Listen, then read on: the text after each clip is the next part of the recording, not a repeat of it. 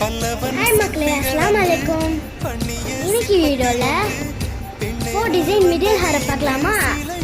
நீங்க ரெடியா? ஒவ்வொரு டிசைனும் ஒவ்வொரு அழகுங்க.